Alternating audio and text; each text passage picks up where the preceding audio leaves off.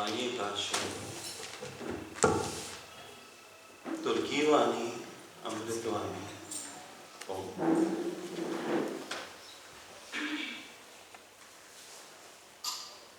अष्टावक्र गीता गुरुदेव अष्टावक्र मुक्त पुरुष कहा है। ब्रह्म ज्ञान सुनने वाले जिज्ञासुओं को, ब्रह्म ज्ञान में बैठे हुए संतों को गुरुदेव अष्टावक्र मुक्त पुरुष कह के संबोधित करते हैं।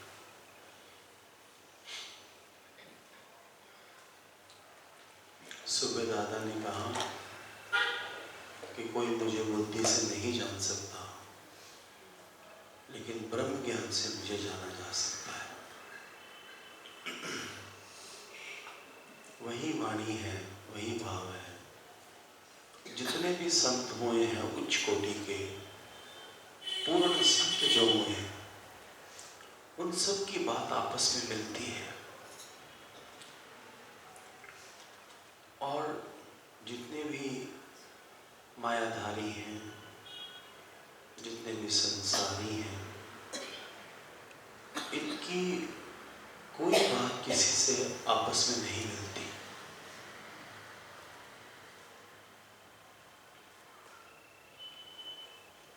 मुक्त पुरुष न स्तुति किए जाने पर प्रसन्न होता है।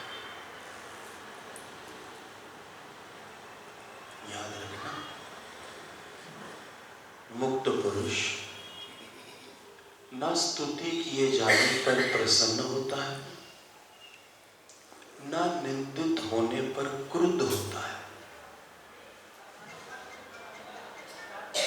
मोबाइल साइलेंट कर ले प्लीज।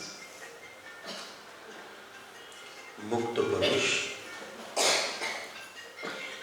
न स्तुति किए जाने पर प्रसन्न होता है, न निंदित होने पर क्रुद्ध होता है।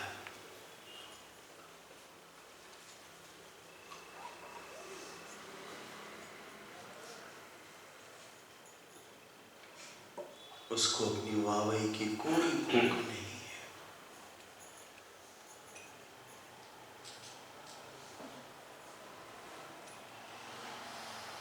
उसको कोई निंदा भी फील नहीं होती।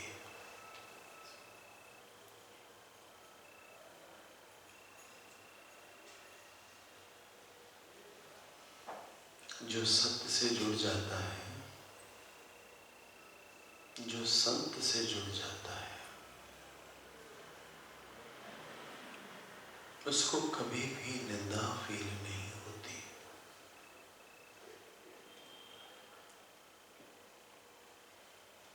मुक्त पुरुष स्तुति किए जाने पर प्रसन्न नहीं होता।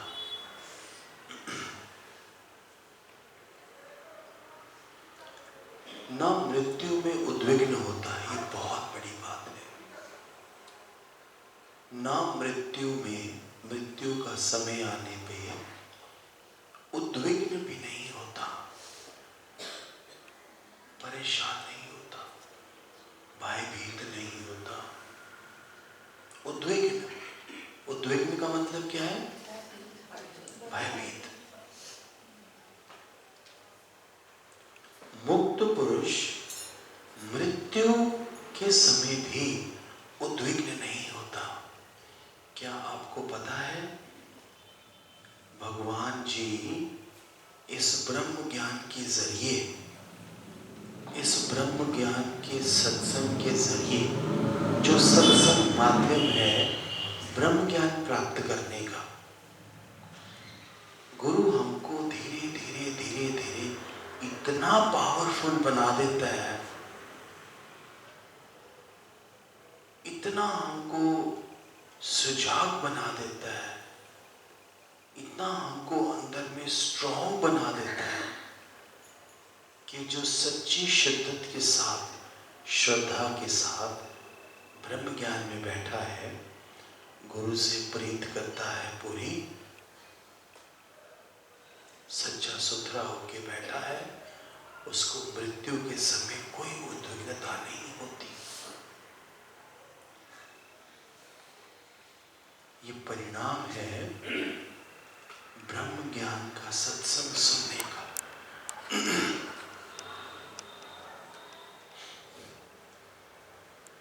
ये बहुत इंपॉर्टेंट है कि जो मुक्त पुरुष है वो मृत्यु के समय उद्विग्न नहीं होता, क्योंकि भगवान जी अपने ये ताकत से भरे अमृतपूर्ण वचन सुना सुनाकर जीव को अंदर में इतना स्ट्रॉन्ग कर देते हैं, इतना सुजाग कर देते हैं, इतना अंडरस्टैंडिंग मोड में ले आते हैं कि उसको जीवन में कभी भी किसी भी सिचुएशन में कोई उद्विग्नता नहीं आती। Kamalvir, is it right? ना ही वो मुक्त पुरुष जीवन में हर्षित होता है, हर्षित से अभिप्राय अभिमान से, हर्षित से अभिप्राय अभिमान से है।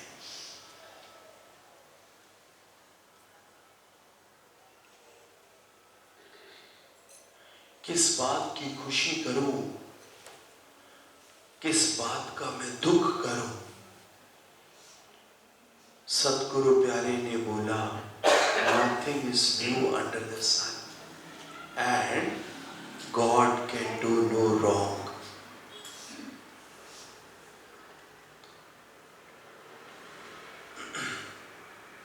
सतगुरु मेरे कृपा कीती, मैनू अपनी शरणी लाया, ते सतगुरु मेरे कृपा कीती, मैनू अपना आप मिलाया।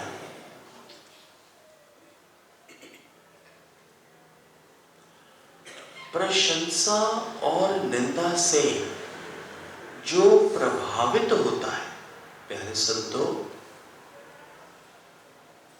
प्रशंसा और निंदा से जो प्रभावित होता है वे ज्ञानी नहीं हो सकता।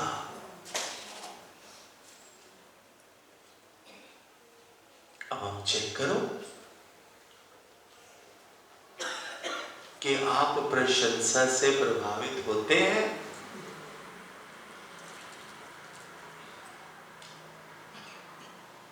अच्छा चलो, प्रशंसा से प्रभावित भले ना होते हो, क्या आप निंदा से प्रभावित होते हैं?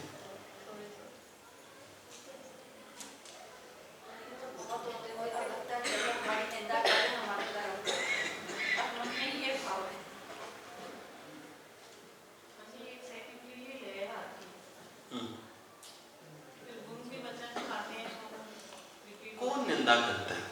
घर वाले? पति? ओके, कोई बात।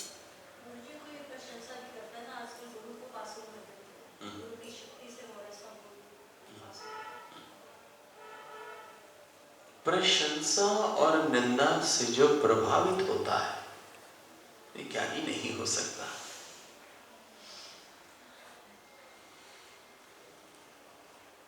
ज्ञान बोलना तो ज्ञान नहीं है सुमन रानी।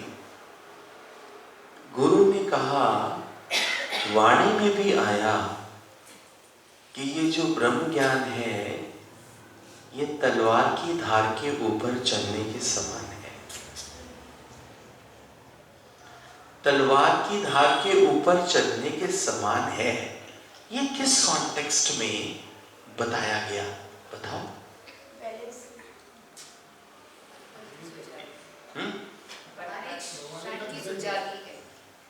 एक भी अगर हमारा गलत कर्म हो गया तो तलवार चीज कट जाएगी ना, तो ये नहीं, you have to be very careful, इतना केयरफुल होना चाहिए।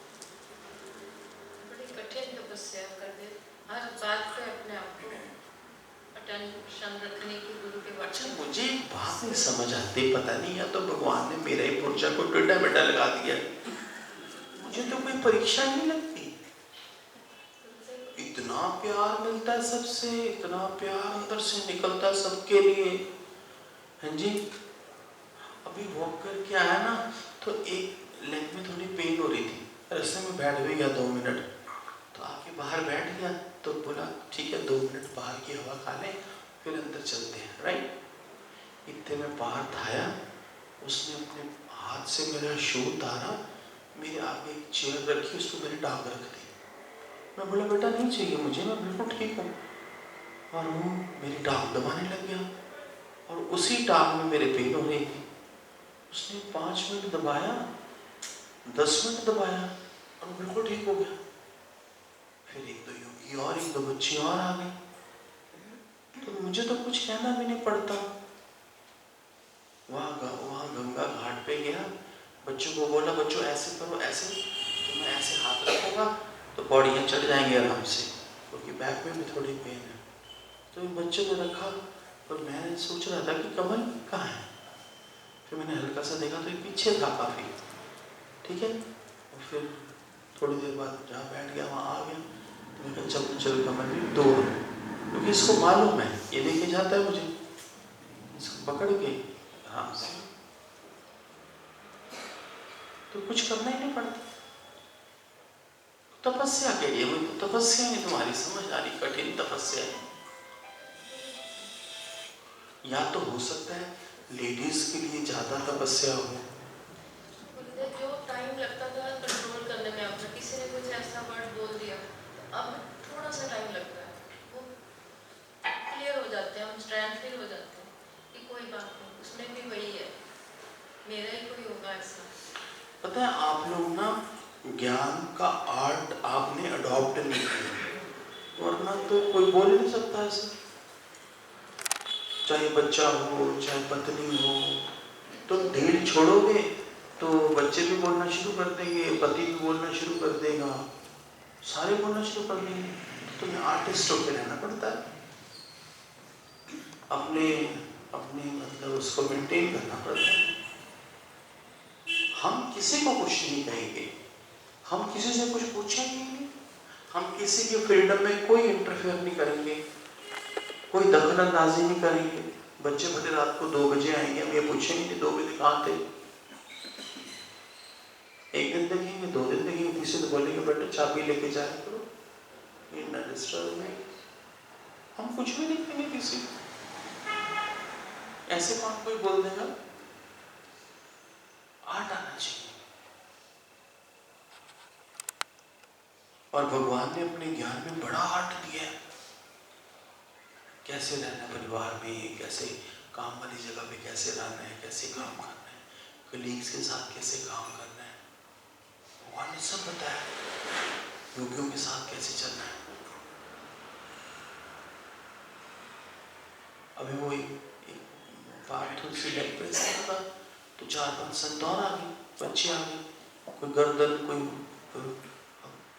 गर्दन की नस पकड़ ली मेरे पीछे से, उसको बार बार दबाई जा रही है। मैं बोला मेरे पेन हो रही है भैया, मुझे कुछ नहीं चाहिए, आई एम ऑल राइट। फिर मुझे लगता है इनका भाव पूरा हो जाए, इनको भी तो होता होगा कि चलो हम थोड़ा सा फिजिकली थोड़ा सा कर लो, मेरा पे जाता है, पर मैं बिल्कुल ठीक हूँ। चलो अंदर बैठो, सत्संग करें, बिल्कुल नॉर्मल नेचुरल रहो।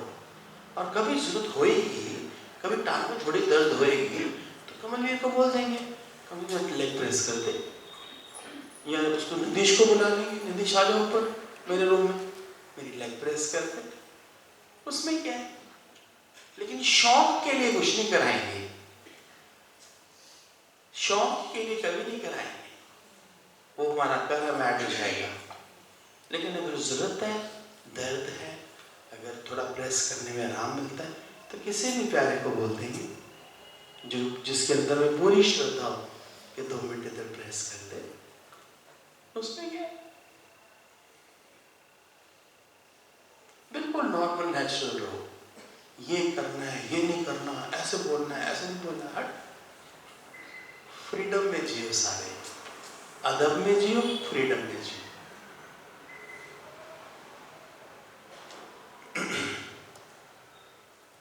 प्रशंसा और निंदा से जो प्रभावित होता है वो ज्ञानी नहीं हो सकता।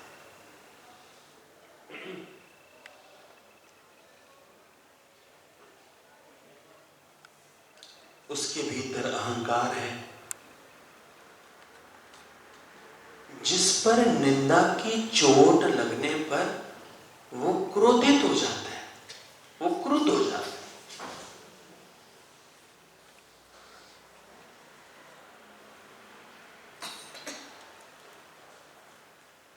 उसके भीतर अहंकार है, जिस पर निंदा की चोट लगने पर वो क्रोधित हो जाता है,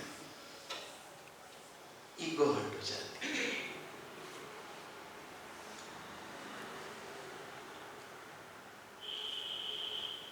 झुकने की, मरने की, मिटने की, मुड़ने की कोई सीमा और कोई समय नहीं है। लेसन तो वही गुरु बताता है, लेकिन बार बार रिवाइज करते करते करते करते ऐसा समय आता है वो स्वभाव बन जाता है। फिर इनिशियली आपको सुजाग रहने की जरूरत है। जैसा ऋचा भोपाली ने अभी बोला कि पग पग पर सुजाग रहना है। इनिशियली इनिशियली सुजाग रहने की आवश्यकता है। कुछ समय के बाद वो प्रैक्टिस में आ जाता है, क्योंकि मन को तो कहीं पर भी लगा लो, चाहे परमात्मा की ओर लगा लो, चाहे माया की ओर लगा लो, उसको तो जैसी आदत डालोगे वो वैसे ही रम जाएगा।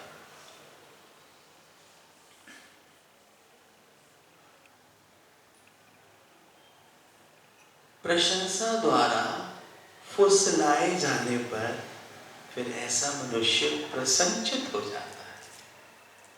प्रशंसा द्वारा फुसलाए जाने पर दादी आप बड़े प्यारे हो,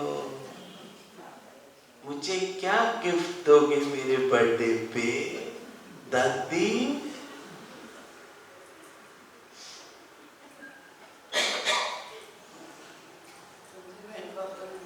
इतने ऊंची ऊंची क्यों हंस रही हो? फिर दूसरी कुर्सी तोड़नी है तुमने? अच्छा, बड़ी वाली लेके बैठी, बड़ी सियानी है, अब ना बैठेगी लाल कुर्सी पे। इसको अंदाजा नहीं था, वरना कभी ना बैठती। सबसे चतुर बुढ़िया है हमारे सत्संग में।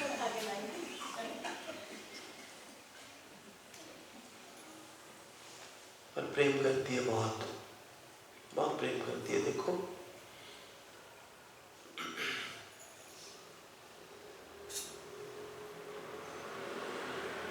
अज्ञानी इनसे सबसे ज्यादा प्रभावित होता है। किस पे ज्यादा प्रभावित होता है? निंदा पे और प्रशंसा पे।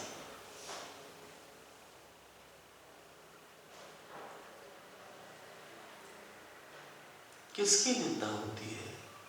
शरीर को गाली मिलता है ना, आत्मा को तो कभी गाली लग ही नहीं सकती। आत्मा तो इतनी शुद्ध पवित्र है कि वहां तक तो कोई नेगेटिव बात पहुंच ही नहीं सकती।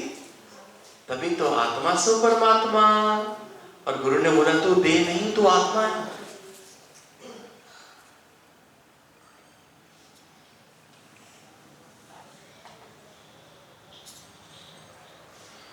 अज्ञानी सबसे ज्यादा प्रभावित होता है। मुक्त पुरुष ना तो मृत्यु के समय उद्विग्न होता है। ब्रह्म ज्ञान की बहुत बड़ी ब्लेसिंग है ये कि मृत्यु के समय उद्विग्नता का ना होना।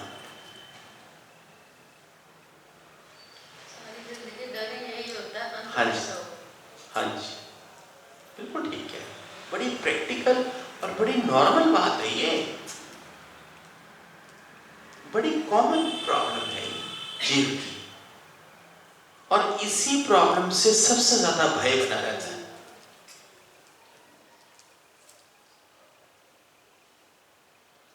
लेकिन जो ब्रह्म ज्ञान में जुड़ा रहता है, वृद्धावस्था तो उसको भी आती है, थोड़ा बहुत तो शरीर पे चुरपुर उसके भी आती है, प्राण तो उसके भी निकलते हैं, लेकिन कष्ट नहीं होता। बिल्कुल ये ब्लेसिंग हो जाती है। कष्ट से मनुष्य डरता है, जाना तो सबने ही है, जो आया है सो जाएगा, ये तो अटल सत्य है। लेकिन जो भय आता है वो पीड़ा से आता है।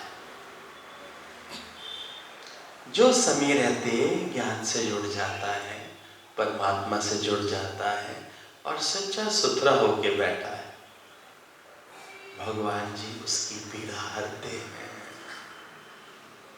तभी तो उनको भगवान कहा गया है, नहीं तो उनको भगवान कौन बोलेगा। लेकिन भगवान बोलने के लिए नहीं है, भगवान मानने के लिए है। माना कितना है बात वो है। गुरु का वचन तो सबने सुना, पर उसको माना किसने, उसको अप्लाई किसने किया, तब बात बनती है।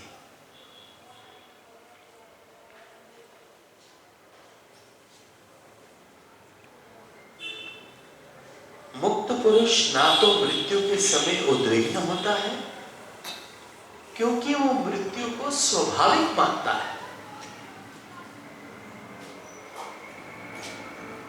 क्योंकि वो मृत्यु को स्वाभाविक मानता है। मुक्त पुरुष, अटल सत्य है मृत्यु।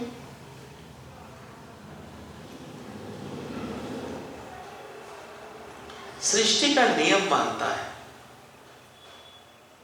ना ही वो जीवन से हर्षित होता है, ना ही वो जीवन में कोई अभिमान करता है।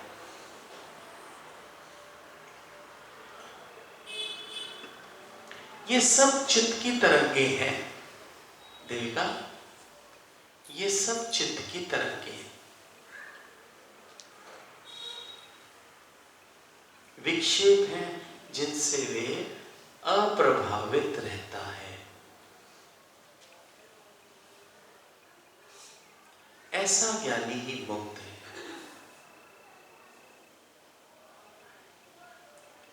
ज्ञानी आत्मा में जीता है जो नित्य है, अमृत है। अमृत जीवन में अमृत पान है। आत्म ज्ञान, आत्म निश्चय, आत्म उन्नति, आत्म ध्यान जीवन में अमृत है।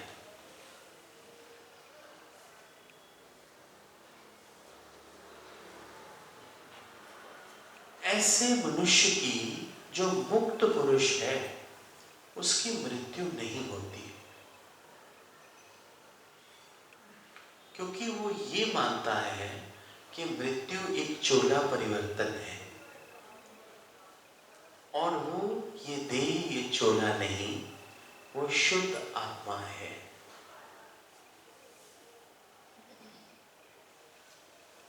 शरीर में जीने वाले जो संसारी हैं, जो अज्ञानी हैं, उनकी मृत्यु होती है, क्योंकि उनको आत्मज्ञान नहीं हुआ। इसलिए वो ज्यादा भयभीत रहते हैं। मृत्यु की विचार से, मृत्यु की सोच से अधिक भयभीत रहते हैं, इसलिए उनकी मृत्यु होती है। ज्ञानी इतना सुंदर समझ जाता है, समय के रहते इतना सुंदर समझ जाता है कि मृत्यु एक चोला परिवर्तन के सिवाय कुछ नहीं।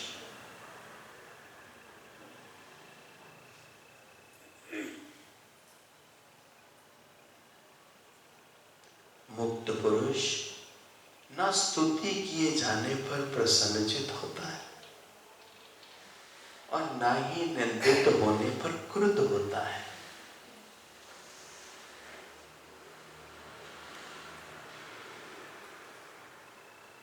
न मृत्यु में उद्विग्न होता है, न जीवन में हर्षित होता है। किसी संत का कोई भाव हो तो बात करें।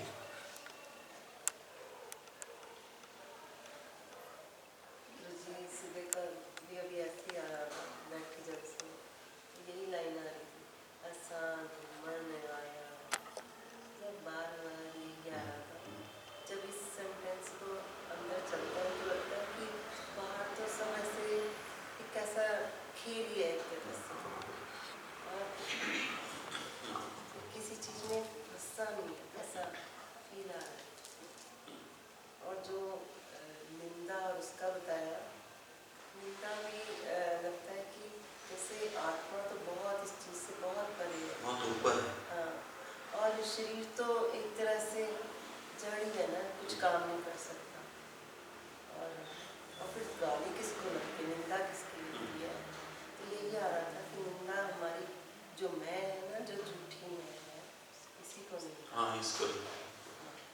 अहंकार को निंदा की चोट लगती है, फिर जीव क्रोधित हो जाता है। यही तो बोल रहे हैं।